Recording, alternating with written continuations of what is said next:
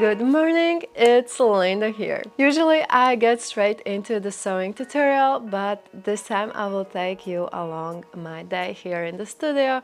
I don't think you're very interested what I'm doing outside the studio. Also, I often get asked how do I come up with the designs for our sewing patterns.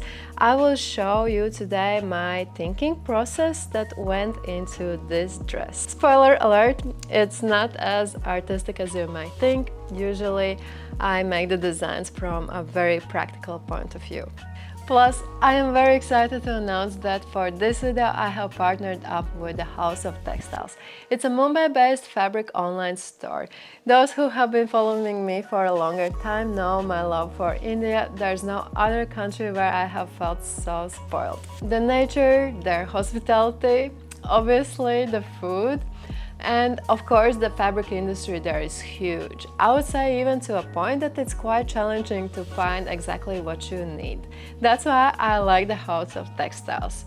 They have a great selection of fancy fabrics and their color selection is amazing as well. It took me less than an hour to find potential fabrics for this dress and for 2 other dresses. But I am sort of old school because I do like to see the fabrics in real life and not only to see them but to feel how they are moving. Luckily they do offer to send a swatch box which you can order for $20.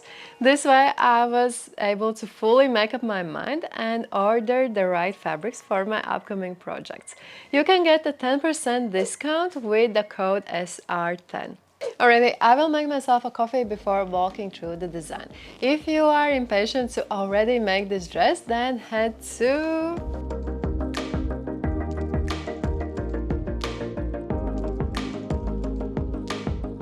I have noticed that one of the trends this summer are these Contrast Maxi Dresses. Usually the top is strapless, there is a lowered waistline, and the skirt is made of another fabric. I am very cautious with trends because they go faster than they come. But once I saw Tamara Kalinitz wearing this dress, I felt like, I can see myself wearing this dress even when this trend will be long gone. I imagine wearing it in a hot summer day, coming here to studio to do some work, or going to do some shopping, or even going out for a dinner. I feel this design is so versatile. I prefer this design over the strapless version because even if it is very tight around my chest, I still have the anxiety that it might slip down. Also, I have talked with some of you that you prefer to wear a high support bra, and in that case the strapless dresses are quite a headache. My plan is to make the upper part out of knit jersey fabric so it would be fitted. And from sewing point of view, it is much easier to sew tight fitted garments out of knit fabrics. If you are making a tight fitted dress or a top out of woven fabric, then you might need to do some pattern alterations so it would fit your very specific shape. Plus, you certainly would need to add a zipper or some sort of other closure. The lower part might be any woven fabric, lightweight to medium weight. I'm going to make the top part double layered in case if your skirt fabric is quite heavy, then the top part will be more stable, it will be more firm and it will not stretch out because of the heavy skirt. In case if you have a very light skirt fabric and quite a heavy fabric for the top, you might as well do binding around the neckline and the armholes. What would you think about the idea that this dress could be worn in 2 ways? That would give even more versatility to this design. At the front there is a V-neck and at the back there is a boat neck. In case if you are in a mood for a more modest neckline, you might simply turn the dress around and wear the boat neck at the front and have the V-neck at the back. I know that some of you will not like this, but I do plan to make the skirt part with the lowered waistline. Honestly, most of my clothes, even trousers, I wear at my actual waist.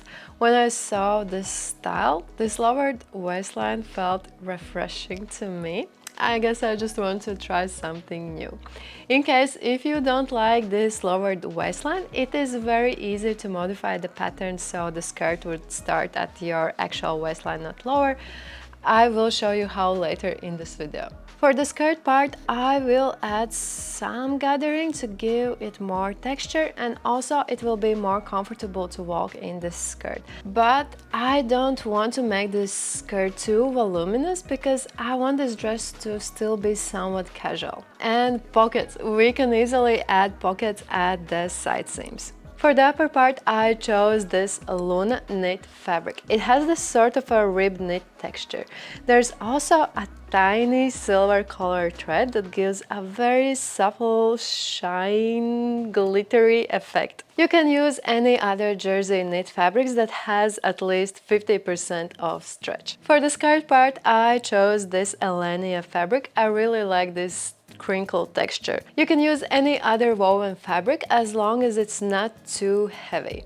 Just in case, the House of Textiles, they are adding new fabrics every week, so this definitely isn't the only combination you could find there. For this specific style, I would recommend to use a fabric that doesn't drape too much. In other words, it holds the shape quite well. That way you could replicate the silhouette of a tight-fitted top and a fluffier skirt. However, if you don't mind that this dress has a more straight silhouette and you would like the skirt to be more flowy, feel free to use a fabric that drapes well. It will also look beautiful.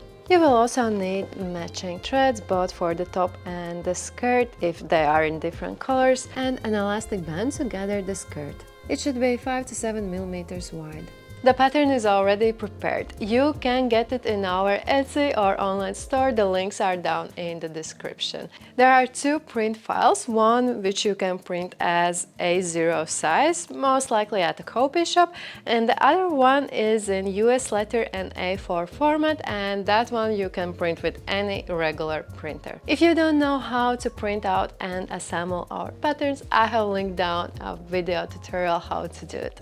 I made a bit of an investment last summer, so I do have the chance to print patterns in A0. It does save time, especially because this is serious business, but I might be one of the rare people who actually enjoys to assemble A4 sized patterns. I think it's like a very easy puzzle game. The pattern is freshly cooked. There are only 4 details to cut out. Remember that if you want to cut the pattern pieces with the seam allowances, you need to cut along this thickest line. In case if you want to add a different amount of a seam allowance, then you need to cut along this dashed line and then add your own specific seam allowance.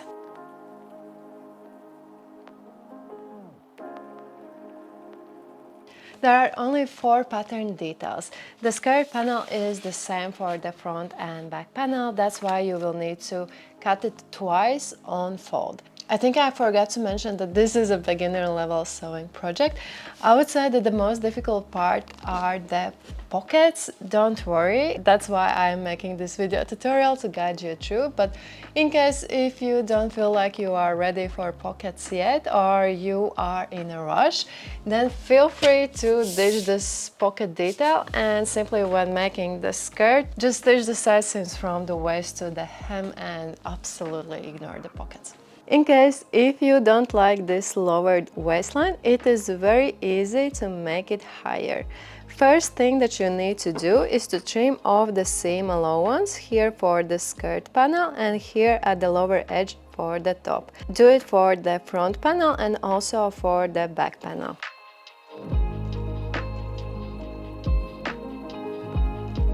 Now you need to decide how high you want the new waistline to be. It could be somewhat higher, it could be exactly at the waist. You can even make an empire style waistline somewhere here below the chest. It is totally up to you. I will draw the new waistline here exactly at the waist. The waist is the narrowest part of this top. Draw the new waistline on the back panel as well. It has to be at the exact same height.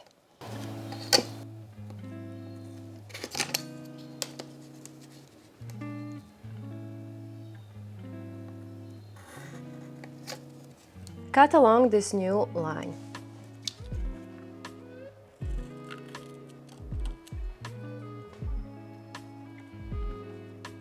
These two panels actually should be the same, they're just mirrored.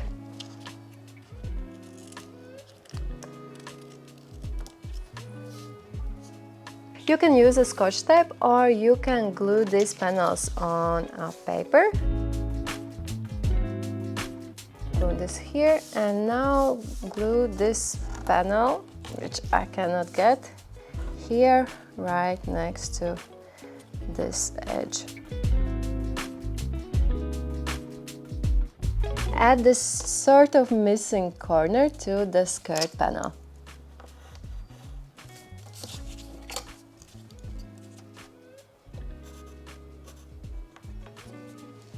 This is the new skirt panel that will be used for both front and back panels. This panel isn't necessary anymore. Remember to add seam allowances here, here and here. By the way, if you want the skirt part to be more gathered and more voluminous, you can easily add more fabric by adding sort of a rectangle here at this side. By how much, it is up to you. It can be a tiny bit, you can add a lot if you want some really fluffy skirt.